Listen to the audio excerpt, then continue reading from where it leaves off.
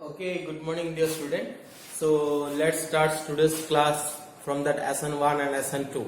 And I hope I have discussed SN1 and SN2 pretty detail, and you have completed your notes. I expect that, and you will read it in a comparative way. And what? Let's get review that what is SN1 reaction. SN1 reaction that takes place in two steps. Basic review I am discussing now. SN1 takes place in two steps. That is, in first step your carbocation is formed, and in the second step the nucleophile will attack to the carbocation.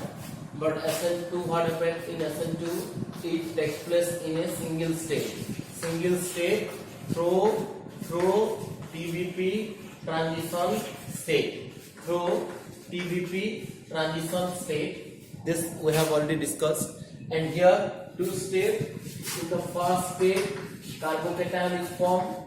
Carbocation means C plus, that is carbocation formed. And in the second step, your nucleophile attacks to carbocation. Here, and if you will go to the kinetics, what happens in the SN1 reaction? In SN1 reaction, the rate is proportional to the concentration of substrate only. But here in SN2, rate is proportional to substrate concentration as well as the nucleophile concentration. These are the basic difference. And what another difference is? Another difference is that the product formed is here a partial racemic mixture, because here the product obtained are mixture of retention product and inverted product. अब मन रखितो जेतेबेले inverted product form हेसी ताके Walden inversion भी कुआसी से inverted product जे formation हला से inverted configuration को भी चलसी बा वाल्डन इन से प्रोसेस की वाल्डन इन्वर्सन कुआसी माने जे प्रोसेस रे इन्वर्टेड प्रोडक्ट फॉर्मेशन हला ताके वाल्डन इन्वर्सन भी कुआसी इन्वर्टेड प्रोडक्ट फॉर्म हबाटा के वाल्डन इन्वर्सन कुआसी माने ऑपोजिट हे जिबा कॉन्फ़िगरेशन जहा थिबा रिएक्शन हबा पूर्वरु कॉन्फ़िगरेशन ऑपोजिट हे जिबा ताले ताके हम वाल्डन इन्वर्सन कहसु माने जदि तुम पढाई जो फर्स्ट डे सब सेक्शन रे पढा नाही जदि आर अच्छे रिएक्शन हला पर सेरा एस हे जिबा माने कॉन्फ़िगरेशन चेंज हला बोली कहै जासी आ ताके इन्वर्टेड प्रोडक्ट कुआसी से प्रोसेस के वाल्डन इन्वर्सन भी कुआसी किंतु SN2 रिएक्शन में कहा हुआ ओनली इन्वर्टेड प्रोडक्ट ऑब्टेन एटा कहा हिचे already only inverted product obtain आउ काना कहा वाला दिस वाज स्टेरियो सिलेक्टिव माने सिलेक्शन होची this is stereo selective and this is stereo specific it is your stereo specific and SN1 is stereo selective. So this part we have already discussed now. Now next question arises, sir, if we are given a substrate हमको जो देखो substrate दिया है जी ताले सही substrate रे SN1 हबा ना SN2 हबा how can we know?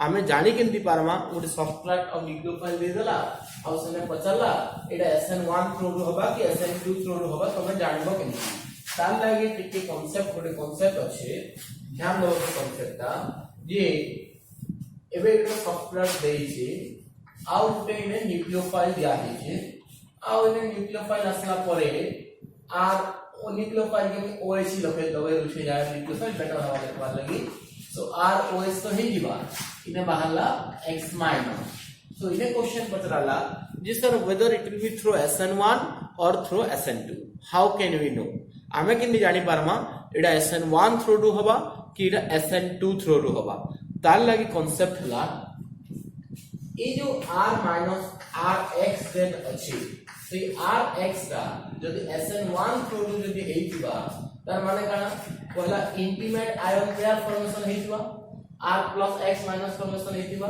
और r plus x minus हला पर न्यूक्लियोफाइल r plus संग्रह लागिबा इटा तो होइते तुम SN1 जेने दुटा स्टेप रे और যদি SN2 through if it will be from SN2 side or through SN2 if it is nucleophile will directly or will approach to the R and or you can say it will through the transition state that nucleophile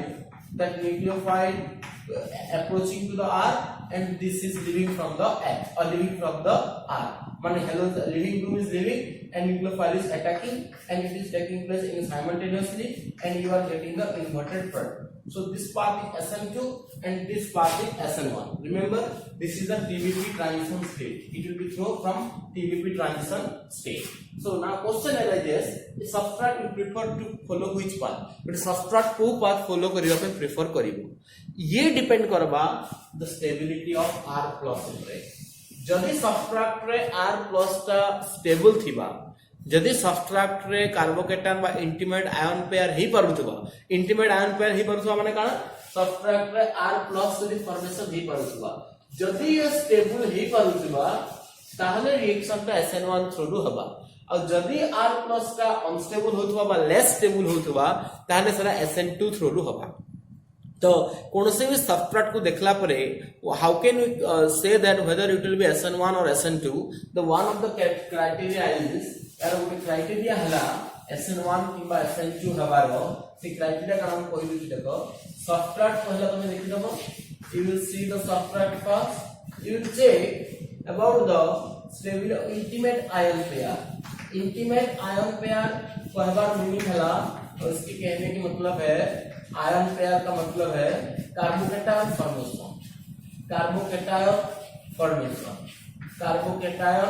formation intimate ion pair कहने का मतलब यही है carbocation formation if yes अगर carbocation formation हो रहा है या फिर इंटीमेट आयन पेयर हो रहा है so then it is SN1 and if no carbocation formation और इंटीमेट आयन पेयर फॉर्मेशन होना नहीं हो पा रहा है यानी कि जो कार्बोकेटायन फॉर्मेशन हो रहा है वो लेस स्टेबल है और उसका स्टेबिलिटी कम है तो उस टाइम पे ये वाला SN2 हो जाएगा.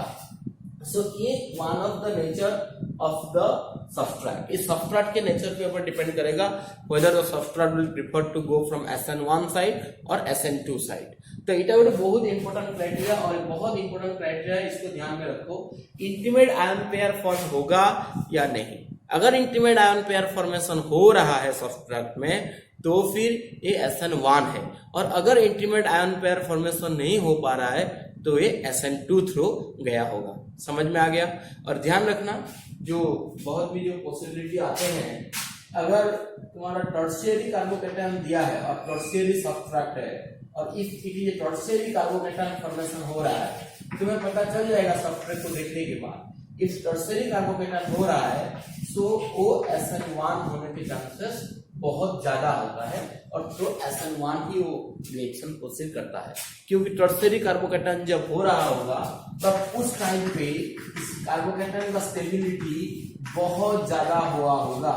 तो इसीलिए अगर सबस्ट्रेट में टर्शियरी कार्बोकेटायन फॉर्मेशन हो रहा है तो वो उसका मतलब जो SN1 होने के चांसेस बहुत ज्यादा है. और ध्यान रखो यहाँ पर SN2 भी बहुत डिफिकल्ट होगा क्योंकि यहाँ पर 3 अल्किल ग्रुप है तो यहाँ पर स्टेरिक रिपल्सन सबसे ज्यादा होगा क्योंकि जो अल्किल ग्रुप होते हैं वो बल्कि इन साइज होते हैं उनका साइज बड़ा होता है हाइड्रोजन से. सो इसीलिए जब टर्शियरी कार्बोकेटायन सबस्ट्रेट में दिया होगा तो जान लेना और मान लेना कि ये SN1 थ्रू ही हो रहा है. क्लियर. और एक होता है बेंजाइल कार्बोकेटायन. मैं तुम्हें कंडीशन बता रहा हूँ तो आपको हो सकता है. और एक है बेंजाइल. मान लो बेंजीन लगा है किसी कार्बोकेटायन के पास. जब कार्बोकेटायन के साथ बेंजीन लगा होता है तो वो कार्बोकेटायन भी बहुत ज्यादा स्टेबल होता है ड्यू टू रिजोनेंस. यहाँ पर रिजोनेंस हो पाएगा और फास्टर में तुम्हें रिजोनेंस के बारे में पढ़ाया गया है. मतलब ये यहाँ पर आएगा पॉजिटिव चार्ज यहाँ पे आएगा फिर ये यहाँ पे आएगा पॉजिटिव चार्ज यहाँ पे आएगा. So through resonance this positive charge is now becoming more stable and this is called benzyl carbocation. इसको कहते हैं बेंजाइल कार्बोकेटायन. ये कार्बोकेटायन भी बहुत ज्यादा स्टेबल है इसीलिए अगर बेंजाइल कार्बोकेटायन भी सबस्ट्रेट में दिया हुआ है तो वो भी SN1 होगा. बाकी अगर सेकेंडरी और प्राइमरी सबस्ट्रेट है सेकेंडरी और प्राइमरी है वहां पे तो उस केस में टर्शियरी को छोड़ के तो उस केस में SN2 होने के चांसेस ज्यादा है. जैसे कि सबस्ट्रेट में और रिपल्सन कम है तो SN2 होगा, और सबस्ट्रेट के अंदर मतलब जिस कार्बन के सराउंडिंग में और जिस कार्बन के साथ हेलोजन लगा है अगर उसके साथ कम बल्कियर ग्रुप है तो SN2। जैसे कि ये वाला सबस्ट्रेट, इस वाले सबस्ट्रेट में हेलोजन के साथ जो कार्बन लगा है उसमें बल्कियर ग्रुप कम है, मतलब सिर्फ H ही है, तो यहाँ पर रिपल्सन बहुत कम है, तो यहाँ पर SN2 होगा। समझ में आ गया। और ये भी ऐसे भी एक्सपांड कर सकते हो, यहाँ पर जो कार्बोकेटायन फॉर्मेशन होगा वो लेस स्टेबल है क्योंकि इसको कुछ स्टेबिलिटी नहीं मिल रहा है, तो ये अनस्टेबल है, या फिर मैं कह सकता हूँ लेस स्टेबल है। लेस स्टेबल भी कहोगे तो भी चलेगा, लेस स्टेबल है, इसीलिए यहाँ पर SN1 नहीं होगा। समझ में आ गया, क्लियर। सो अगर इस तरह का सबस्ट्रेट दिया है तो SN1 नहीं होगा, SN2 होगा। और अगर स्टेबल कार्बोकेटायन फॉर्मेशन होने के चांसेस है, यानी कि इंटीमेट आयन पेयर फॉर्म होगा, तब SN1 होगा। समझ में आ गया कब SN1 और कब SN2 होगा। जब हम आगे आगे एग्जाम्पल करेंगे ये तुम्हें और समझ में आएगा। When we will do more example on it, it will be more clear to you that when SN1 and when SN2। ठीक है, समझ में आ गया सब लोगों को। Let's discuss now। इस कॉन्सेप्ट को आगे भी जरूरत पड़ेगा, इसलिए इस कॉन्सेप्ट को कॉपी में ठीक से लिख दो। तो अगर ये वाला सबस्ट्रेट में इंटीमेट आयन पेयर अगर हो रहा है, यानी कि कार्बोकेटायन अगर फॉर्मेशन हो रहा है, तब उसको SN1 थ्रो जाएंगे। और अगर कार्बोकेटायन फॉर्मेशन नहीं हो रहा है, अनस्टेबल हो रहा है, तो SN2 होगा। कार्बोकेटायन स्टेबल इन दोनों केस में ज्यादा होते हैं, और भी केसेस हैं, लेकिन तुम्हारे स्टैंडर्ड के लिए इतना जरूरी, इतना सफिशिएंट है। और अगर इस तरह का सबस्ट्रेट है जहां पर इलेक्ट्रॉन डोनेटिंग ग्रुप नहीं लगा है कार्बन के साथ, यानी कि ये अनस्टेबल हो रहा है, ये कार्बोकेटायन अनस्टेबल हो रहा है, तो इसीलिए ये वाला सबस्ट्रेट तुम्हारा SN2 के थ्रू प्रोसीड करेगा। ठीक है, समझ में आ गया SN1 SN2 का comparison. Okay, is it clear to all. तो इसको लिख दो कॉपी में, फिर अभी आगे हम एग्जाम्पल करेंगे। So let's start with first reaction with alcoholic KOH। So this is our substitution reaction अभी शुरू हुआ, अल्किल हैलाइड का substitution reaction अभी शुरू हुआ। मैंने बता दिया है तुम्हें कब SN1 थ्रो होगा, कब SN2 थ्रो होगा। अब हम क्या करते हैं, अब हम रिएक्शन भी पढ़ लेते हैं। सो पहला रिएक्शन आप जब पढ़ेंगे, reaction with alcohol reaction with aqueous KOH। Aqueous KOH ध्यान रखना, अगर अल्कोहलिक KOH लोगे तो वहां पे वो बेस की तरह काम करेगा, तो इसीलिए वहां पर एलिमिनेशन रिएक्शन होगा। तो अगर अल्कोहलिक KOH दिया है तो एलिमिनेशन रिएक्शन होगा, जो हमने कर चुके हैं। तो अगर एक्वस KOH दे रहा है तो AOH न्यूक्लियोफाइल की तरह बिहेव करेगा। अगर लेकिन ये अल्कोहलिक KOH अगर होता तो ये बेस की तरह बिहेव करता। तो क्वेश्चन में मेंशन किया होगा कौन से KOH दिया है। अल्कोहलिक KOH दिया है तो एलिमिनेशन करना, और अगर एक्वस KOH दिया है तो वहां पर वो कौन सा रिएक्शन करेगा, वहां पे वो सब्स्टिट्यूशन रिएक्शन करेगा अगर एक्वस KOH दिया है। सो मैं तुम्हें रिएक्शन लिख देता हूं, RX प्लस KOH एक्वस। कैसे होगा ये, बहुत इजी है। ये डेल्टा माइनस, ये डेल्टा प्लस, ये प्लस, ये माइनस, ये माइनस किसको अटैक करेगा, R प्लस को अटैक करेगा, X यहाँ से निकल जाएगा। सो लिविंग ग्रुप निकल गया, न्यूक्लियोफाइल आ गया। प्रोडक्ट क्या होगा, ROH। प्रोडक्ट हो गया ROH। K प्लस के साथ कौन ऐड हुआ, एक X माइनस जो निकल रहा है काउंटर आयन के K प्लस के साथ, वो X माइनस जुड़ेगा। सो प्रोडक्ट क्या मिलेगा तुम्हें, KX निकल जाएगा और ROH बन जाएगा। ये तो मैंने मैकेनिज्म के थ्रू तुम्हें समझा दिया। OH माइनस R प्लस को अटैक करेगा, K प्लस H के साथ मिलकर वहां से KX हो जाएगा और अल्कोहल बन जाएगा। समझ में आ गया। सो तुम्हारा जनरल क्या हुआ, जनरल थ्योरी अगर हम लिखेंगे, alkyl halide reacts with aqueous KOH gives alcohol. Alkyl halide जब एक्वस KOH के साथ रिएक्शन करेगा तब अल्कोहल फॉर्मेशन होगा। समझ में आएगा जनरल थ्योरी, क्लियर, लिख लो। Alkyl halide reacts with aqueous KOH to give alcohol। Alkyl halide reacts with aqueous KOH to give alcohol। हो गया थ्योरी, इसको लिख देना, रिएक्शन को लिख देना अभी। चलो अभी हम इसका एग्जांपल करते हैं। CH3 CH2 Br plus KOH। First यहाँ पर कौन सा कार्बन डेल्टा पॉजिटिव ज्यादा होगा, दो कार्बन तो है। जिस कार्बन के साथ हेलोजन डायरेक्टली लगा होगा उसके पास सबसे ज्यादा डेल्टा पॉजिटिव आएगा। और इसमें K प्लस और OH माइनस न्यूक्लियोफाइल कौन सा है यहाँ पे, OH माइनस इसका न्यूक्लियोफाइल है। सो OH माइनस यहाँ पर किसे अटैक करेगा, इस कार्बन को OH माइनस यहाँ पे अटैक करेगा, क्योंकि इस कार्बन के ऊपर सबसे ज्यादा पॉजिटिव होगा, इसमें भी पॉजिटिव होगा लेकिन बहुत कम होगा। सो OH माइनस यहाँ पर अटैक करेगा, सो यहाँ से लिविंग ग्रुप चला जाएगा। ठीक है, तो क्या प्रोडक्ट बनेगा इसका बताओ, CH3 CH2 के साथ कौन लगेगा, OH, CH3 CH2 OH लगेगा। समझ में आ गया सब लोगों को, डायरेक्ट बहुत इजी है। CH2 डेल्टा प्लस है, इसके साथ अभी OH लगेगा, Br किसके साथ लगेगा, K Br का साथ, K के साथ Br लगेगा। समझ में आ गया। यहां पे मैं पूछना चाहूंगा ये रिएक्शन कौन से मैकेनिज्म के थ्रू गया होगा, in which mechanism this reaction would have proceed. ये जो रिएक्शन है, ये वाला रिएक्शन कौन से मैकेनिज्म के थ्रू गया होगा, कैसे पता चलेगा, बहुत इजीली तुम इसको कंपेयर, तुम सब्सट्रेट को देख लो सब्सट्रेट को, सब्सट्रेट में से इंटीमेट आयन पेयर अगर हो सकता है तो क्या क्या बनेगा, CH3 CH2 प्लस बनेगा और Br माइनस बनेगा। देखो ये वाला एक प्राइमरी कार्बोकेटायन है, ये प्राइमरी कार्बोकेटायन है, मतलब इसका स्टेबिलिटी कम है, और स्टेबिलिटी कम होने की वजह से ये वाला स्टेप नहीं हो पाएगा, मतलब इंटीमेट आयन पेयर फॉर्मेशन नहीं हो पाएगा। और क्योंकि ये वाला कार्बोकेटायन उतना ज्यादा स्टेबल है नहीं, और अगर ये इंटीमेट आयन पेयर नहीं कर रहा है, इसका मतलब ये कौन सा थ्रू जाएगा, ये वाला रिएक्शन जाएगा SN2 के through. So this reaction will be proceed through SN2 mechanism, और ये वाला रिएक्शन SN2 के थ्रू गया होगा, क्योंकि यहाँ पर इंटीमेट आयन पेयर फॉर्मेशन नहीं हो सकता, क्योंकि इस कार्बोकेटायन का स्टेबिलिटी कम है। समझ में आ गया। एग्जाम में नहीं पूछता मैकेनिज्म, लेकिन इतना कॉन्सेप्ट तुम्हारे पास होना चाहिए, क्योंकि मैंने SN1 SN2 पढ़ा चुका हूँ, मैं SN1 SN2 पढ़ा चुका हूँ, तो इसलिए तुम्हें समझ में आना चाहिए कि ये वाला रिएक्शन SN2 के थ्रू जाएगा, क्योंकि इस सब्सट्रेट के साथ इंटीमेट आयन पेयर नहीं हो सकता। समझ में आ गया। सो इसका क्या होगा, इसका नाम है इथाइल ब्रोमाइड। इस रिएक्शन का थ्योरी क्या होगा, मेरे ख्याल से पूरी तरह से समझ में आ गया सबको, क्यों मैंने इसको SN2 कहा। क्लियर। इसका थ्योरी क्या होगा बताओ, ethyl bromide reacts with aqueous KOH, इसको मेंशन कर देना, ethyl bromide reacts with aqueous KOH gives ethanol, वहां से हमें इथानॉल मिलेगा, aqueous ethyl bromide reacts with aqueous KOH gives ethanol. So यहां से हमें इथानॉल मिलेगा। सबको समझ में आ गया, is it clear to all. और क्यों ये SN2 थ्रू जा रहा है ये भी समझ में आ गया, क्योंकि यहाँ पर इंटीमेट आयन पेयर नहीं हो पाएगा।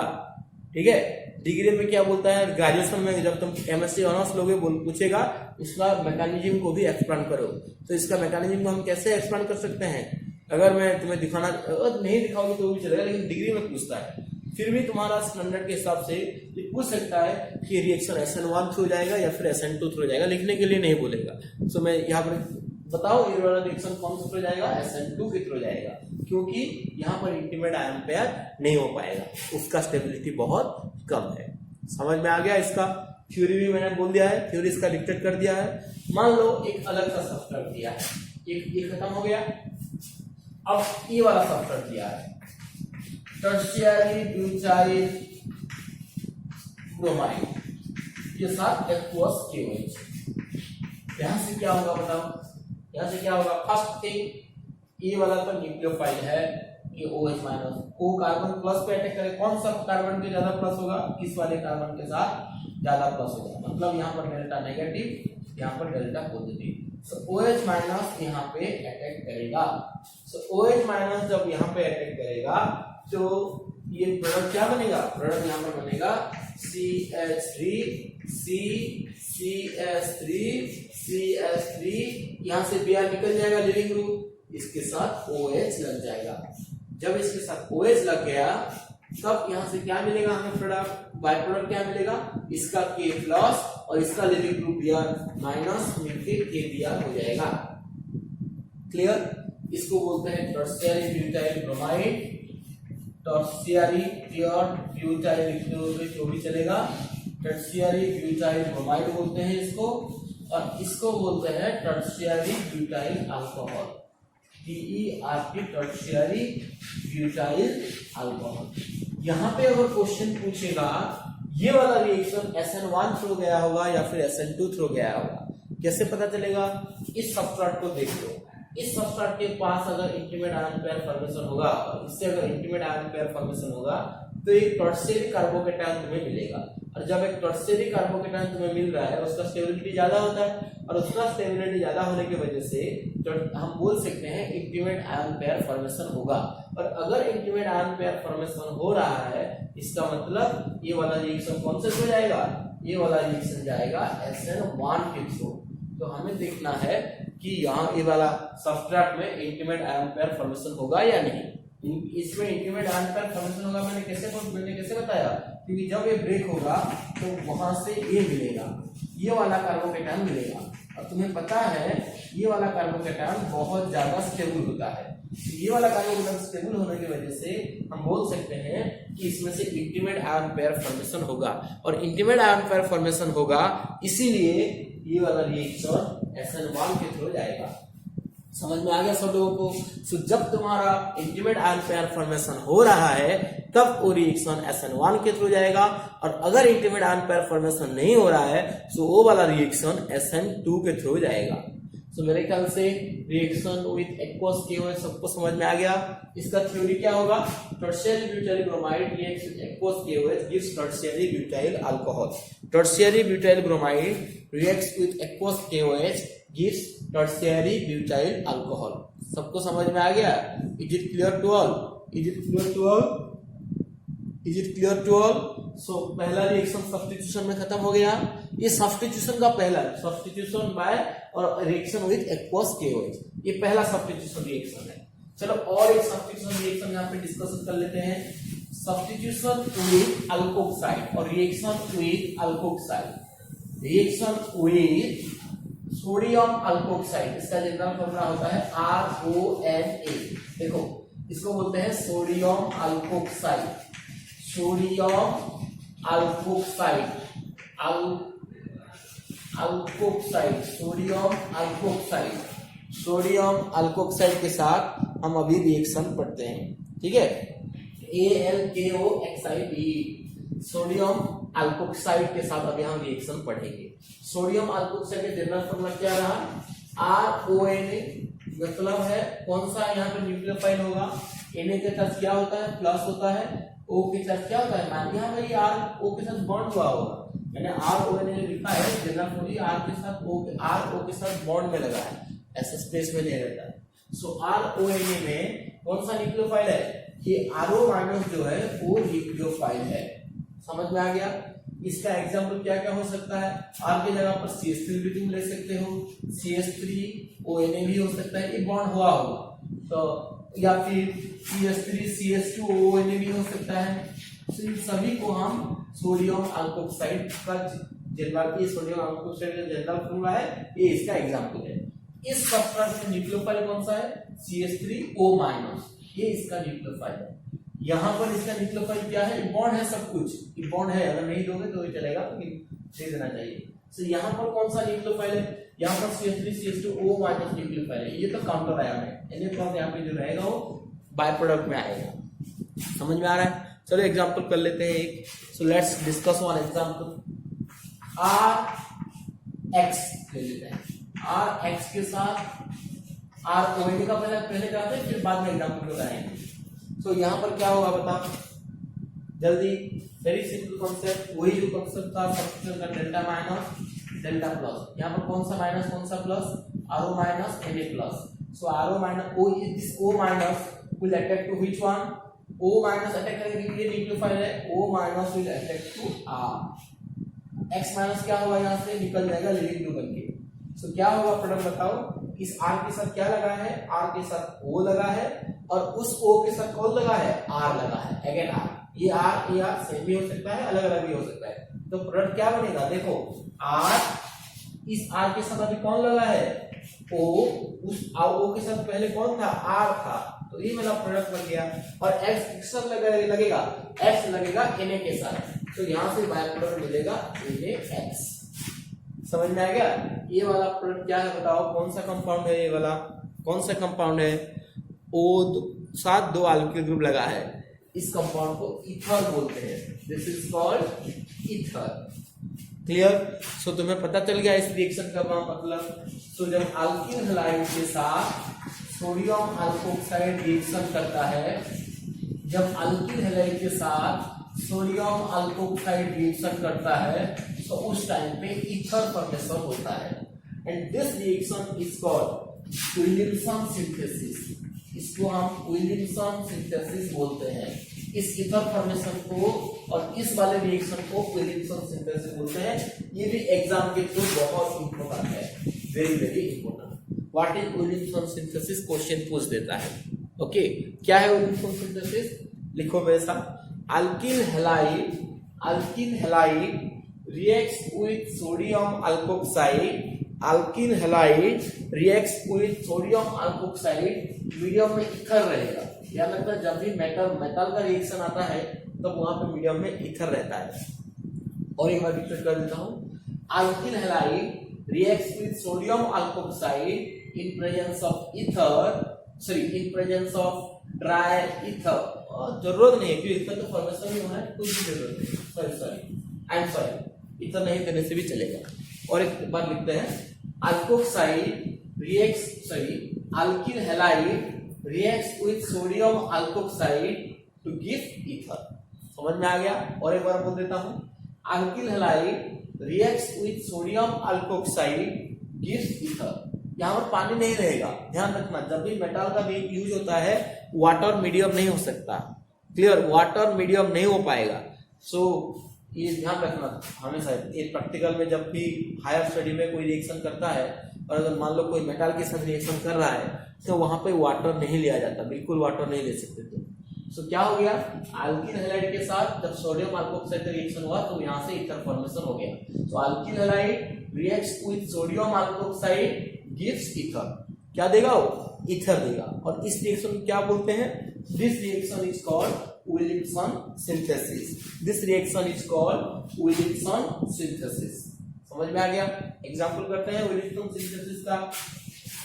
CH3Br plus CH3CH2ONA। इसका नाम क्या है बताओ? इथाइल है, 2 कार्बन है, इसलिए इसका नाम हो जाएगा सोडियम इथोक्साइड। अगर एक कार्बन होता तो सोडियम मिथोक्साइड होता है, अल्कोक्साइड हो रहा है ना, तो इसीलिए अल्क मतलब 2 कार्बन है, इथोक्साइड। एक कार्बन होता तो मिथोक्साइड होता। इसका नाम क्या है? इसका नाम है मिथाइल ब्रोमाइड। क्वेश्चन पूछा है मिथाइल ब्रोमाइड के साथ सोडियम मिथोक्साइड का रिएक्शन क्या होगा? बताओ इसका रिएक्शन क्या होगा यहाँ पे जल्दी। CH3CH2ONA, इसका मतलब है CH3CH2O माइनस, ये वाला Na प्लस है, इसका डेल्टा प्लस डेल्टा माइनस। तो क्या होगा बताओ? O माइनस किसको अटैक करेगा? O माइनस अटैक करेगा CH3 प्लस इस डेल्टा प्लस को, मतलब CH3 को अटैक करेगा, Br यहाँ से निकल जाएगा। प्रोडक्ट क्या बनेगा बताओ? CH3 उसके साथ क्या लगा है यहाँ पे? उसके साथ क्या लगा है? O लगा है। O के साथ पहले क्या लगा था? CH2, उसके साथ क्या लगा था? CH3। ये बनेगा product. Clear? Very easy. CH3 है, उसके साथ कौन लगा? O के साथ पहले कौन लगा था? CH2, फिर पहले कौन लगा था? CH3 को मस्त लिखने का है। क्लियर? प्लस क्या आएगा? प्लस NaBr आएगा। ये तो इसका बाय प्रोडक्ट है। इसका नाम क्या है? इसका नाम क्या है? Ethyl methyl ether. इसका नाम तुम इथाइल, अल्फाबेटिकली पहले इथाइल आएगा, फिर मिथाइल आएगा, इथाइल मिथाइल ईथर कह सकते हो। और एक नाम क्या हो सकता है? इसको अगर हम आई ब्रेक थ्रू देंगे, जनरल नाम है 1 1 के साथ ये वाला सब्स्टिट्यूशन लगा है, so you can say it is 1 methoxy ethane. ये दोनों नाम इथेन के 2 कार्बन है, इसलिए इथेन है। और इस अगर तुम इसका ये इसका आईपेक नेम है, इसका जनरल नेम है। आईपेक नेम कैसे दिया मैंने? 1 के साथ OCH3 लगा है, जब OCH3 सब्स्टिट्यूट हो जाता है मीथेन प्लस ऑक्सीजन मिथोक्सी, सो 1 मिथोक्सी ईथर, क्योंकि 2 कार्बन है, ये हो पाएगा। सो इसका थ्योरी क्या होगा? Methyl bromide reacts with sodium ethoxide gives ethyl methyl ether, gives ethyl methyl ether. ये विलियमसन सिंथेसिस का एक एग्जांपल है। समझ में आ गया सब लोगों को? सब लोगों को समझ में आ गया? और एग्जांपल इसके ऊपर कर लेते हैं। और तो फिर और क्लियर हो जाओगे। तो ये विलियमसन सिंथेसिस मेरे ख्याल से सबको समझ में आ रहा होगा। CH3 CH Br CH3 में थोड़ा सा टफ कर दे सकता, टफ तो नहीं, इजी है, टफ क्यों है, खुद कर सकते हैं। बताओ यहाँ पर क्या होगा, पहला कॉन्सेप्ट क्या देखेंगे। हाँ, पहले वाले रिएक्शन SN1 है, फिर SN2 तो मैंने रफ कर दिया है, वो क्या हुआ होगा, CH3Br दिया है, मतलब वहां पर कार्बोकेटायन स्टेबल नहीं होगा, सो इसलिए वो जो रिएक्शन इसके पहले जो डिस्कशन किया था वो SN2 के थ्रू जाएगा, क्योंकि वहां पे इंटीमेट आयन पेयर फॉर्मेशन नहीं हो पाएगा। तो उसी तरह यहाँ पर देखो कौन सा न्यूक्लियोफाइल है, यहाँ पे CH3O माइनस Na+, ये वाला न्यूक्लियोफाइल है। यहाँ पर कौन से कार्बन के साथ अटैक करेगा, यहाँ पर 3 कार्बन है, 1 2 3 कार्बन है, कौन से कार्बन पे अटैक करेगा, जिस कार्बन के ऊपर डेल्टा पॉजिटिव ज्यादा होगा।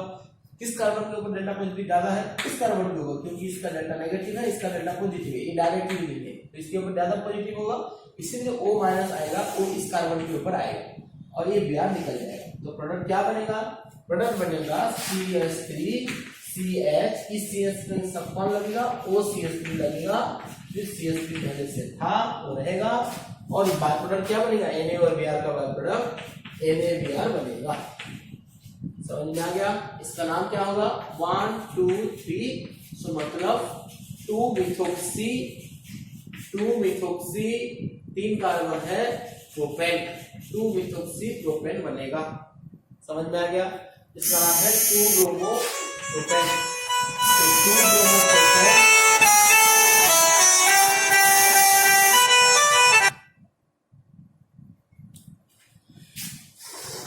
So 2-bromopropane reacts with sodium methoxide to give 2-methoxypropane। और एक बार बोल देता हूँ, 2-bromopropane reacts with sodium methoxide to give 2-methoxypropane। ये भी विलियमसन सिंथेसिस का ही एग्जाम्पल है। समझ में आ गया सब लोगों को, ये वाला SN1 हुआ या फिर SN2 हुआ, चेक कर लेते, सब्स्ट्रेट में देख लेते हैं कौन सा आ रहा है, कार्बोकेटायन सब्स्ट्रेट में कार्बोकेटायन सेकेंडरी आ रहा है, सेकेंडरी आ रहा है, मतलब ये ज्यादा स्टेबल है नहीं। अगर ये ज्यादा स्टेबल नहीं है तो इंटीमेट आयन पेयर नहीं होगा, अगर इंटीमेट आयन पेयर नहीं होगा तो ये वाला रिएक्शन SN2 के थ्रू जाने का चांसेस ज्यादा है। एक्चुअली यहाँ पर कंपटीशन हो जाता है, SN1 भी कुछ परसेंटेज में हो सकता है और कुछ परसेंट में SN2 भी हो सकता है, लेकिन तुम्हारा आंसर रहेगा SN2। एक्चुअली कंपटीशन आ जाता है, लेकिन ये SN2 ही होगा, क्योंकि इंटीमेट आयन पेयर की फॉर्मेशन यहाँ पे नहीं होगा। ओके, कंपटीशन का बारे में भूल जाओ, तुम SN2 ही लिखोगे, क्योंकि टर्शियरी कार्बोकेटायन है नहीं, so intimate ion. Okay, so reaction with sodium alkoxide is completed, and in this method we are preparing the ether, and this synthesis is called your Williamson synthesis. Now we will discuss about reaction with next, this is reaction A, this is also from the substitution itself. Reaction with potassium cyanide, KCl, reaction with KCl, this is our topic right now, and here there is the K, and between KCl you will have the nucleophile K plus and Cl minus, K plus and Cl minus. Here Cl minus, in this Cl minus structure is your, this is the structure of Cl minus. So which one is here the nucleophile? Cl minus is the nucleophile, but here the attacking atom is the carbon. This is the attacking atom. Remember, attacking atom is also very important. Clear? In KCl, Cl minus is nucleophile, but which is the attacking atom? The carbon is here the attacking atom. Why carbon is here attacking atom? Because there is an ionic bond between this K plus and Cl minus. There is an ionic bond between K plus and Cl minus. That's why this K plus and Cn minus. So in this Cn minus, this carbon is have that the attacking atom, that carbon bears the negative charge on it. Now the question is very easy. So you can do by it yourself. You can do it by yourself. So what will be your product here? Which one is delta positive? This is delta positive, delta negative, K plus and Cn minus. So which one will attack to which one? Carbon will attack to this R. carbon will attack to this R. So what will be the product here? R bond to Cn. This is most important. R bond to Cn. In the option you may be given RNC also.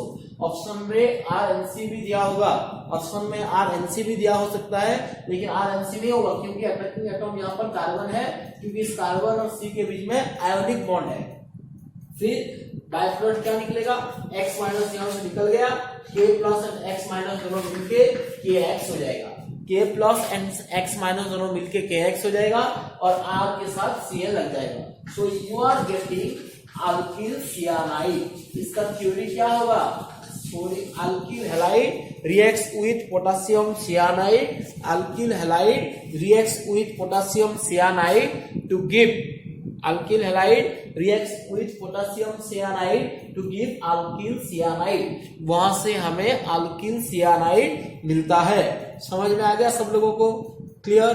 Is it clear to all? Is it clear to all? इस सबको समझ में आ गया? चलो example कर लेते हैं इसके ऊपर। CH3Br plus CH3Br plus KCl क्या मिलेगा यहाँ पे? CH3 delta plus Br delta minus K plus Cn minus C will attach to this carbon. Br will go. Br is the leading group here. So you are getting KBr. You are getting KBr. So what is left? CH3 के साथ कौन लगेगा? अभी carbon लगेगा, CH3Cn। इस तरह से triple bond देखकर लिख सकते हो, डायरेक्टली लिख सकते हो, कोई दिक्कत नहीं। मिथाइल सियानाइड, इसका थ्योरी खुद लिख सकते हो। थ्योरी क्या होगा? मिथाइल क्लोराइड और methyl bromide. Methyl bromide reacts with KCl gives methyl cyanide. एक खुद करना इसको, you will solve it by yourself. यहाँ पर Cl लगा है और मैंने यहाँ पर KCl दिया है, इसको खुद सॉल्व करना। क्या होगा प्रोडक्ट? यहाँ पे पहले इसका नाम लिख, थ्योरी लिखने में इसका नाम पहले लिख देना। 1 2 3 4 3 chloro butane. So sorry 3 chloro नहीं होगा, सॉरी 1 2 इस तरह से नंबरिंग होगा। 1 2 3 4 मतलब 2 क्लोरो ब्यूटेन। कौन से कार्बन पे डेल्टा पॉजिटिव होगा? ये जो 4 कार्बन है, 2 नंबर कार्बन पे डेल्टा पॉजिटिव ज्यादा होगा क्योंकि उस कार्बन के साथ Cl लगा है। अब ये मेरा K प्लस Cn माइनस, अब ये कार्बन अटैक करेगा इस Cl इस कार्बन के ऊपर। सो प्रोडक्ट क्या बनेगा? प्रोडक्ट बनेगा उसी 2 नंबर कार्बन पे Cl लगेगा plus KCl। So this is the product. So 2 chlorobutane on reaction with KCl gives 2 cyanobutane. It will give 2 cyanobutane and 2 chlorobutane on reaction with it will give 2 cyanobutane. समझ में आ गया? Clear? सबको समझ में आ गया? Is it clear to all? Is it clear to all? Clear?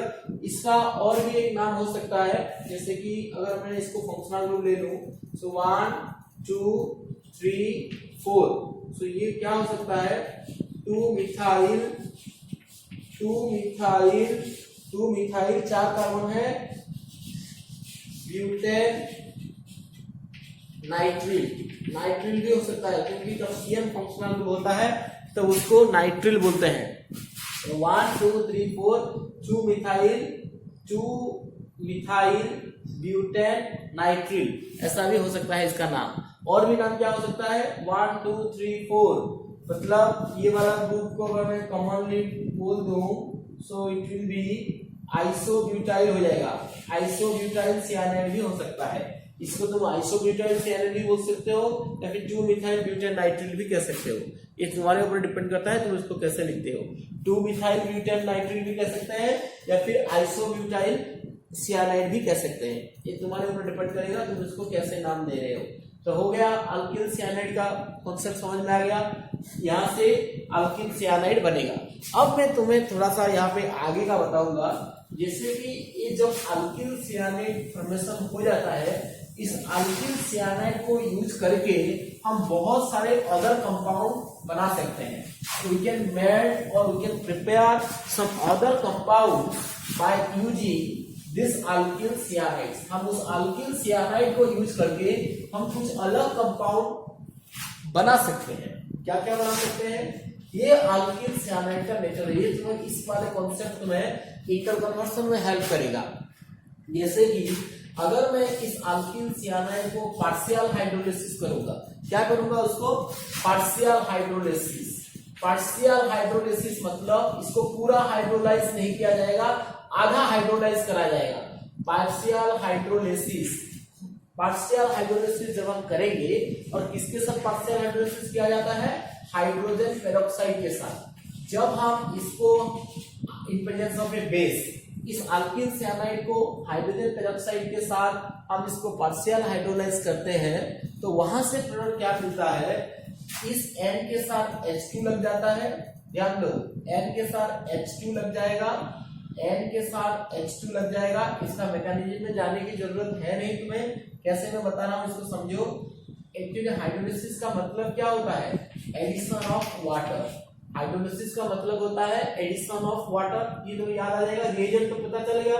Partial hydrolysis किसके साथ करना है? हाइड्रोजन पेरोक्साइड के साथ करना है। Hydrogen peroxide in presence of OH minus. Hydrolysis का मतलब क्या है? हाइड्रोलिसिस का मतलब होता है वाटर का एडिशन।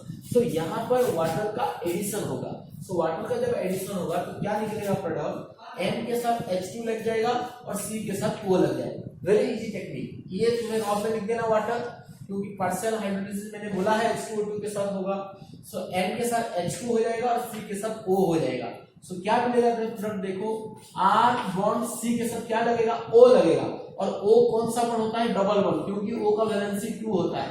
अब इस ट्रिपल बॉन्ड से C डबल बॉन्ड हो गया है, 3 बॉन्ड हो गया है। अब कार्बन का कितना बॉन्ड है? अब बस एक ही बॉन्ड कार्बन की जरूरत है। N के साथ क्या लगेगा? N के साथ लगेगा H2। इसको बोलते हैं partial hydrolysis product of RCN। और एक बात बोल देता हूं, पार्शियल हाइड्रोलिसिस कब होगा, उसके लिए रिएजेंट क्या चाहिए? उसके लिए रिएजेंट चाहिए hydrogen peroxide and OH minus. Hydrolysis से तुम याद करना, वाटर हम यहाँ पर ऐड कर रहे हैं। वाटर जब ऐड करोगे बस इतना याद रखना है, C के साथ O लगेगा, N के साथ H2 लगेगा। सो C के साथ O लगा है। O कैसा वैलेंस, कितना वैलेंसी O का होता है? 2 वैलेंसी होता है। तो C डबल बॉन्ड O हो गया। अब कार्बन का 3 बॉन्ड हो गया, 1 2 3। अब कार्बन का कितना बॉन्ड बचा है? 1 बॉन्ड बचा है। जब 1 बॉन्ड दे दिया, फिर N के साथ क्या लग गया? H2। देखो सबका वैलेंसी सभी ने सेटिस्फाई कर दिया है। All are just satisfying their valency. So इस प्रोसेस में कितना मॉलिक्यूल ऑफ वाटर ऐड हुआ है? इस प्रोसेस में 1 मॉलिक्यूल ऑफ वाटर ऐड हुआ है। यहाँ पर 1 मॉलिक्यूल ऑफ वाटर ऐड हुआ है। क्यों इसको पार्शियल हाइड्रोलिसिस कहा गया मैं तुम्हें अभी बताऊंगा। क्योंकि जब इसका हाइड्रोलिसिस फिर से करोगे, और अगर इसका हाइड्रोलिसिस हम फिर से करते हैं, यहाँ पे अगर 1 और मोल वाटर ऐड हो जाएगा, ध्यान रखना पार्शियल हाइड्रोलिसिस अपने आप नहीं होता। तुम अगर पानी ऐड कर दोगे तो वहां से पार्शियल हाइड्रोलिसिस अपने आप नहीं होगा। रिएजेंट जब होगा, कौन सा रिएजेंट होगा? हाइड्रोजन पेरोक्साइड OH माइनस के प्रेजेंस में ही पार्शियल हाइड्रोलिसिस होता है। इस पॉइंट को ध्यान रखना। तो जब इसका फिर से हाइड्रोलिसिस होता है तब प्रोडक्ट क्या मिलता है? देखो, H2O मैंने दिया, मतलब HOH दिया। HOH में से तुम्हें पता है OH माइनस होता है, H प्लस होता है। तो यहाँ पर क्या होगा? ये बॉन्ड टूटेगा। जब और एक बार इसको हाइड्रोलाइज कर देंगे तो ये बॉन्ड टूटेगा और इस साइड पे OH लगेगा और इस साइड पे H लगेगा। इतना ही कॉन्सेप्ट है। अब समझते हैं इस साइड पे OH क्यों लगा है? क्योंकि जब A1 टूट रहा है तो N के पास नेगेटिव रहेगा, C के पास पॉजिटिव रहेगा। और जब OH माइनस टूटेगा तो OH minus negative, H plus positive. So N minus के साथ H प्लस लगेगा, C प्लस के साथ OH माइनस लगेगा। सो इसलिए जब इसका और एक बार हाइड्रोलिसिस हुआ तो वहां से प्रोडक्ट क्या मिलेगा? RC double bond OOH। क्या मिलेगा product? RC double bond OOH मिलेगा और प्लस यहाँ से NH3 निकल जाएगा। सो इसीलिए इस जो कंपाउंड हमें मिला उस कंपाउंड का और एक बार हाइड्रोलिसिस होके वहां से कार्बोक्सिलिक एसिड फॉर्मेशन हो सकता है, लेकिन हमने रिएक्शन को एक ही मॉलिक्यूल के साथ वाटर करके खत्म कर दिया है। इसीलिए इसको बोला गया है पार्शियल हाइड्रोलिसिस। क्या बोला गया है इसको? Partial hydrolysis. क्योंकि अभी CN का कंप्लीट हाइड्रोलिसिस अगर होता, अगर CN का पूरा हाइड्रोलिसिस होता तो वहां से पहले एमाइड बनता, इसको एमाइड बोलते हैं, this compound is called amide. अगर उसका कंप्लीट हाइड्रोलिसिस तुम्हें बोला गया, जैसे कि मान लो CN के साथ 2 मोल ऑफ वाटर दिया है और हाइड्रोलिसिस बोला गया है, वो बोला है सिर्फ हाइड्रोलिसिस। अगर सिर्फ हाइड्रोलिसिस बोला है तो इसका मतलब है इसका पूरा हाइड्रोलिसिस को तुम समझोगे, क्योंकि जब हम वाटर ऐड करते हैं हम 1 मोल वाटर ऐड नहीं करते, पूरा वाटर बहुत सारा ऐड कर देते हैं, तो वहां से 2 मोल वाटर आएगा और ये वाला कंपाउंड पूरा RCOOH हो जाएगा, क्योंकि जब सियानाइड का पूरा हाइड्रोलिसिस होता है वहां से कार्बोक्सिलिक एसिड मिलता है। और ये कार्बोक्सिलिक एसिड कैसे बना होगा, ये थ्रो एमाइड बना होगा, इससे समझो ये थ्रो एमाइड बना होगा कार्बोक्सिलिक एसिड। जैसे कि मैं और एक बार यहाँ पे कर देता हूँ, RCN में जब पहला 1 मोल का वाटर ऐड होगा तो वहां से एमाइड बनेगा, RCONH2 बनेगा। कैसे बना मैंने यहाँ पर एक्सप्लेन कर दिया है, N के साथ H2 लगेगा, C के साथ O लगेगा, और जब इस एमाइड के साथ और एक बार वाटर ऐड होगा तब वहां से कार्बोक्सिलिक एसिड मिलेगा। क्लियर? तो इसीलिए मैं बोल सकता हूं जब अल्किल सियानाइड का पार्शियल हाइड्रोलिसिस हुआ तब वहां से एसिड एमाइड मिला, इस कंपाउंड को हम एसिड एमाइड बोलते हैं, और उस एसिड एमाइड का फिर से हाइड्रोलिसिस होके वहां पे कार्बोक्सिलिक एसिड बन रहा है। तो वहां पे कार्बोक्सिलिक एसिड बन रहा है। समझ में आ गया सब लोगों को? क्लियर? सो अल्किल सियानाइड का जब पूरा हाइड्रोलिसिस होता है तब कार्बोक्सिलिक एसिड बनता है, लेकिन जब उसका पार्शियल हाइड्रोलिसिस होगा तब एसिड एमाइड बनेगा। सो इस रिएक्शन को एसिड एमाइड पे खत्म करने के लिए, यानी कि अगर तुम्हें बोला गया अल्किल सियानाइड का तुम्हें पार्शियल हाइड्रोलिसिस करना है, उस केस में तुम्हें ये वाला रिएजेंट का जरूरत पड़ेगा। Particularly in presence of this reagent only alkyl cyanide can be converted to acid amide. मान लो एग्जाम में तुम्हें क्वेश्चन, इसको मैं रब कर देता हूं। सो मान लो एग्जाम में तुम्हें क्वेश्चन पूछा गया convert alkyl cyanide to acid amide, alkyl cyanide को एसिड एमाइड करने के लिए तुम्हें बोला गया, मतलब तुम्हें अल्किल सियानाइड का पार्शियल हाइड्रोलिसिस करने के लिए बोला गया है, तो उस केस में तुम ये वाला रिएजेंट को यूज करोगे और वहां पे पार्शियल हाइड्रोलिसिस प्रोडक्ट लिख देना है, RCONH2 लिख देना है। समझ में आ गया? और अगर अल्किल सियानाइड का पूरा हाइड्रोलिसिस तुम्हें बोला है, उसमें पार्शियल वर्ड नहीं लगा है, तो इसमें 2 मोल वाटर ऐड कर देना है, वो भी एसिड के प्रेजेंस में, H प्लस प्रेजेंस में, OH माइनस प्रेजेंस में भी हो सकता है, कोई दिक्कत नहीं है। OH माइनस प्रेजेंस में करो या फिर H प्लस प्रेजेंस में करो, वो H प्लस या फिर OH माइनस कैटालिस्ट के हिसाब से काम करेगा। जब पूरा हाइड्रोलिसिस दिया होगा तब प्रोडक्ट क्या बनेगा, इसका फिर से हाइड्रोलिसिस हो जाएगा, मतलब प्रोडक्ट बन जाएगा RCOOH। तो तुम्हें एक टैगलाइन तुम्हें मिल गया, अल्किल सियानाइड का अगर हाइड्रोलिसिस हो रहा है तो उसका फाइनल प्रोडक्ट क्या आएगा, कार्बोक्सिलिक एसिड आएगा। लेकिन अगर अल्किल सियानाइड का पार्शियल हाइड्रोलिसिस बोला गया है तो उसका प्रोडक्ट क्या आएगा, उसका प्रोडक्ट आएगा एसिड एमाइड। सो अल्किल सियानाइड का पार्शियल प्रोडक्ट एसिड एमाइड है और अल्किल सियानाइड का फाइनलाइज प्रोडक्ट का पूरा हाइड्रोलिसिस प्रोडक्ट कार्बोक्सिलिक एसिड है। ये बहुत इंपॉर्टेंट पॉइंट है, ध्यान रखना। अगर मैं इसको क्यों पढ़ा रहा हूं इसके आगे तुम्हें बताऊंगा। मान लो एग्जाम में क्वेश्चन दिया गया है कन्वर्ट अल्किल हैलाइड, क्योंकि alkyl halide to carboxylic acid, तो उस टाइम पे कैसे करना है, पहले अल्किल हैलाइड को अल्किल सियानाइड कर दोगे KCN देकर, फिर उसके बाद उसको हाइड्रोलिसिस कर दोगे। समझ में आ गया? ये ऑर्गेनिक का ब्यूटी है। जैसे ऑर्गेनिक का डिफिकल्टी भी तुम कह सकते हो, हम पढ़ रहे थे अल्किल हैलाइड लेकिन वहां से हमें मिल गया कार्बोक्सिलिक एसिड, और ये तुम कार्बोक्सिलिक एसिड की प्रिपरेशन में भी पढ़ोगे। तो कैसे बनना है, करना है अल्किल हैलाइड से कार्बोक्सिलिक एसिड, हम अल्किल हैलाइड को पहले KCN के साथ रिएक्ट कराएंगे, KCN के साथ रिएक्ट कराने के बाद उसको हाइड्रोलिसिस कर देंगे, कार्बोक्सिलिक एसिड बन जाएगा। मान लो तुम्हें बोला गया है अल्किल एसिड से और अल्किल हैलाइड से एसिड एमाइड बनाना है, तो उस टाइम पे क्या करना है, अल्किल हैलाइड को पहले KCN कर देना है, KCN के साथ रिएक्ट कराना है, फिर H2O2 OH- देना है, क्योंकि H2O2 OH- देने से वहां पर पार्शियल हाइड्रोलिसिस होता है। समझ में आ गया पार्शियल हाइड्रोलिसिस और पूरा हाइड्रोलिसिस का कॉन्सेप्ट? ये पूरा अल्किल सियानाइड का मैंने रिएक्शन बता दिया है, यहाँ पे कैसे रिएक्शन होता है इसको मैंने यहाँ पे चार्ट के थ्रू समझा दिया है। मेरे ख्याल से सबको समझ में आ गया। All are getting it, all are getting it, all are getting it. यहाँ तक सबको समझ में आ गया है, मेरे ख्याल से सबको समझ में आ गया होगा। फिर हम आगे और एक इस अल्किल सियानाइड का यूज पढ़ लेते हैं। ये तो हो गया, ये तो इस रिएक्शन को भी कॉपी में लिख देना। अभी मान लो इस अल्किल सियानाइड का रिडक्शन दिया गया है, इस अल्किल सियानाइड का रिडक्शन दिया गया है। रिडक्शन मतलब क्या होता है, एडिशन ऑफ हाइड्रोजन। किस के प्रेजेंस में दे सकता है, hydrogen gas in presence of nickel दे सकता है, hydrogen gas in presence of palladium दे सकता है, या फिर तुम्हें जो LiAlH4 दे सकता है, या फिर सोडियम अल्कोहल दे सकता है, NaCH5OH दे सकता है। मतलब कोई भी रिड्यूसिंग एजेंट अगर दिया है, रिड्यूसिंग एजेंट दिया है, इसका मतलब इसका रिडक्शन होने वाला है। और जब रिडक्शन होगा तब प्रोडक्ट क्या बनेगा, देखो रिडक्शन मतलब क्या होता है, एडिशन ऑफ हाइड्रोजन होता है। रिडक्शन का मतलब क्या है, एडिशन ऑफ हाइड्रोजन। तो यहाँ पे अल्किल सियानाइड पे हाइड्रोजन का एडिशन करना है।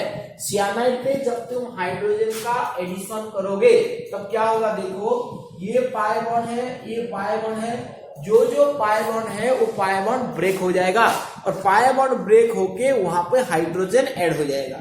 तो जब ये वाला पाई बॉन्ड ब्रेक होगा तो इसका एक बॉन्ड कम हो गया, इसका एक बॉन्ड कम होगा, मतलब यहाँ पर एक हाइड्रोजन और यहाँ पर एक हाइड्रोजन ऐड होगा। सो एक पाई बॉन्ड टूटने से दोनों तरफ एक एक हाइड्रोजन ऐड होता है। सो अगर दो पाई बॉन्ड टूटेगा तो दोनों तरफ कितना हाइड्रोजन ऐड होगा, इसमें 2 हाइड्रोजन एंड इसमें 2 हाइड्रोजन ऐड हो जाएगा, क्योंकि एक बॉन्ड जो होता है, इस एक बॉन्ड टूटने से यहाँ पर एक हाइड्रोजन, यहाँ पर एक हाइड्रोजन ऐड होगा, 2 पाई बॉन्ड है इसलिए 2 हाइड्रोजन ऐड होगा। तो प्रोडक्ट क्या मिलेगा तुम्हें यहाँ पे, R C के साथ कितना हाइड्रोजन ऐड हुआ, 2 पाई बॉन्ड टूटा है, मतलब C के साथ 2 हाइड्रोजन ऐड हुआ है, RCH2 हो गया बॉन्ड। एक ही बॉन्ड मिलेगा, सिग्मा बॉन्ड रहेगा, N के साथ कितना हाइड्रोजन ऐड होगा, 2 हाइड्रोजन ऐड होगा। ये तुम्हारा प्रोडक्ट है। सो अल्किल सियानाइड का जब रिडक्शन हो गया तो वहां से तुम्हें एमीन मिल गया, दिस इज कॉल्ड एमीन। ये भी इंटर कन्वर्शन क्वेश्चन पूछ सकता है, convert alkyl halide to amine, primary amine, इसको हम प्राइमरी एमीन बोलेंगे, ये convert alkyl cyanide to primary amine. तो पहले alkyl halide to primary amine, पहले अल्किल हैलाइड को अल्किल सियानाइड करना है, उसके बाद उसको रिडक्शन करके ये वाला प्रोडक्ट हमें बनाना है। समझ में आ गया, क्लियर? ये तुम्हें इंटर कन्वर्शन में बहुत हेल्प करेगा, इसीलिए मैं तुम्हें इसको पढ़ा रहा हूँ, नहीं तो इसको अभी पढ़ाने का जरूरत नहीं होता। ये एमिन में हम फिर से पढ़ेंगे, इसको कार्बोक्सिलिक एसिड में हम फिर से पढ़ेंगे, इसको एसिड एमाइड में हम फिर से पढ़ेंगे। सो ये सब कुछ पढ़ाया जाएगा आगे, लेकिन अभी मैं तुम्हें बता देता हूँ कि अल्किल सियानाइड का यूज क्या क्या हो सकता है। और एक अल्किल सियानाइड का बहुत अच्छा यूज है, वो है, ये बहुत इंपॉर्टेंट रिएक्शन है अल्किल सियानाइड को यूज करके। एक्चुअली सब कुछ हम आगे फिर से पढ़ेंगे, फिर भी अभी तुम्हें याद हो जाना चाहिए, क्योंकि इस एक्सरसाइज के अंदर भी आ सकता है। ये यही तो ऑर्गेनिक का है, एक यूनिट का क्वेश्चन दूसरे यूनिट में आ सकता है। इस यूनिट में भी क्वेश्चन आएगा, convert alkyl halide to amine. समझ में आ गया? इस अल्किल सियानाइड का और एक यूज मैं बता देता हूँ। इस अल्किल सियानाइड का और एक यूज है, जब हम इसको रिडक्शन करेंगे SnCl2 और HCl के प्रेजेंस में, ध्यान दो किसके प्रेजेंस में हम रिएक्शन कर रहे हैं, SnCl2 और HCl के प्रेजेंस में। जब हम SnCl2 HCl के प्रेजेंस में रिएक्शन करेंगे तब क्या होगा, एक ही पाई बॉन्ड का पहले रिडक्शन होगा। अगर एक ही पाई बॉन्ड का रिडक्शन हो रहा है मतलब कितना, इन सभी केस में कितना हाइड्रोजन का ऐड होगा, इन सभी केस में टोटल 4 हाइड्रोजन का ऐड हुआ है। इन सभी केस में 4 हाइड्रोजन का ऐड हुआ है। लिथियम एल्यूमिनियम हाइड्राइड या फिर सोडियम अल्कोहल अगर दिया है तो 4H लिखना, और H2NiN H2PD दिया है तो 2H2 लिखना, बस बराबर का है। इसको नाशन हाइड्रोजन बोलते हैं और इसको मॉलिक्यूलर हाइड्रोजन बोलते हैं। जब हाइड्रोजन गैस पास करके रिडक्शन किया जाता है तब मॉलिक्यूलर हाइड्रोजन ऐड किया जाता है, और जब रिएजेंट यूज करके ऐड करना रिडक्शन किया जाता है तब 4H लिखा जाता है। इन सभी केस में कितना हाइड्रोजन एडिशन हुआ है, 4 हाइड्रोजन का, क्योंकि 2 पाई बॉन्ड टूटा है। लेकिन जब SnCl to HCl यूज करेंगे तब पार्शियल रिडक्शन होगा, यानी कि एक ही पाई बॉन्ड टूटेगा। जब एक ही पाई बॉन्ड टूटेगा तो वहां से क्या मिलेगा, कितना हाइड्रोजन ऐड होगा, 2 हाइड्रोजन ऐड होगा। जब 2 हाइड्रोजन ऐड होगा तो प्रोडक्ट क्या मिलेगा, RCH, एक पाई बॉन्ड टूटा है तो डबल बॉन्ड NH। समझ में आ गया? ये बनेगा, इसको इमीन बोलते हैं, not amine, this is called imine, इसको हम इमीन बोलते हैं। और इस इमीन का अगर हम वाटर कर दे देंगे, हाइड्रोलाइसिस कर देंगे, H2H प्लस अगर इमीन को दे दोगे, if you will hydrolyse the imine को अगर तुम हाइड्रोलाइज करोगे, H2H प्लस दोगे तो बहुत इजी तुम बता सकते हो क्या बनेगा। ये बहुत इजी टेक्निक है, ध्यान रखना। ये बॉन्ड इसको इस तरह लाइन दे दो, टेक्निक है। ये यहां से एक लाइन दे दो, यहां पर H2 ऐड कर दो, यहां पर O ऐड कर दो, बहुत सिंपल है। RCHO क्या मिलेगा तुम्हें प्रोडक्ट, RCHO NH2 के साथ NH के साथ H2 जब मिल जाएगा तो क्या मिलेगा, वहां से NH3 बाय प्रोडक्ट निकल जाएगा, प्लस क्या मिला तुम्हें? RCHO। अगर हम स्ट्रक्चर के थ्रू लिखेंगे देखो C का डबल बॉन्ड O H होगा। अगर तुम इसको स्ट्रक्चर के साथ लिखोगे RCHO को स्ट्रक्चर के साथ लिखोगे तो क्या होगा? RCHO को स्ट्रक्चर के साथ लिखोगे RC double bond O H है। ये कौन सा कंपाउंड है? This compound is called aldehyde. So तुम्हें एल्डिहाइड भी मिल सकता है अल्किल सियानाइड से। समझ में आ गया? अल्किल सियानाइड से तुम कार्बोक्सिलिक एसिड बना सकते हो। क्या क्या बना सकते हैं अल्किल सियानाइड से? देख लो, मैं और एक बार इसको समराइज कर दूंगा। इस वाले रिएक्शन को भी समझ लो।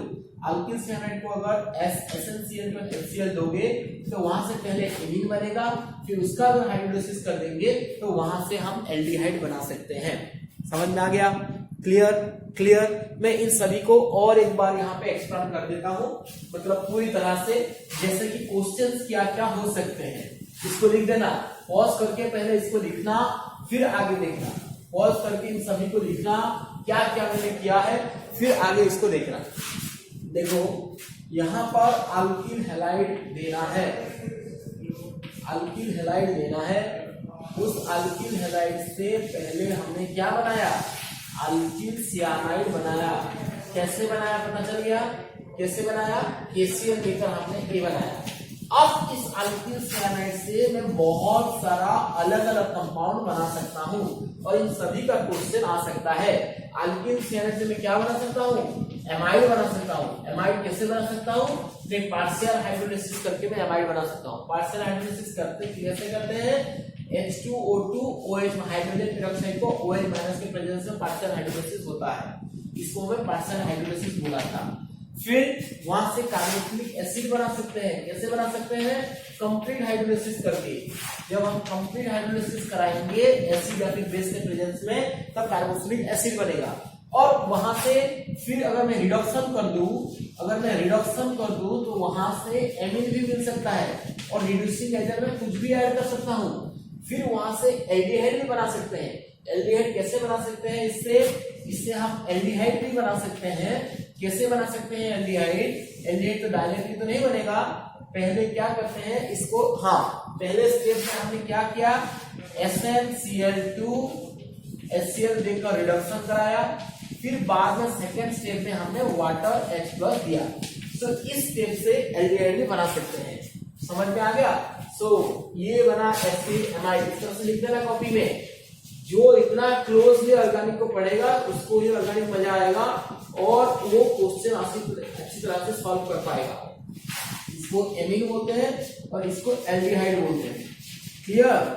समझ में आ गया सब लोगों को? सो कैसे करना है इसको? अल्किल हैलाइड से क्वेश्चन क्या पूछेगा?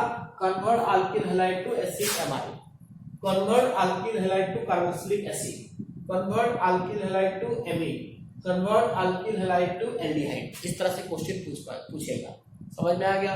मान लो क्वेश्चन तुमने दिया CH3Br से प्रिपेयर और how can you convert CH3Br to how can you convert CH3Br to CH3COOH acetic acid. ये और हाउ कैन यू कन्वर्ट इस तरह से क्वेश्चन पूछेगा। Convert methyl bromide to acetic acid, ऐसा क्वेश्चन पूछेगा। और पूछेगा how can you convert methyl bromide to acetaldehyde, methyl bromide to acetaldehyde. ये सभी क्वेश्चन आ सकते हैं। तो इसीलिए मैं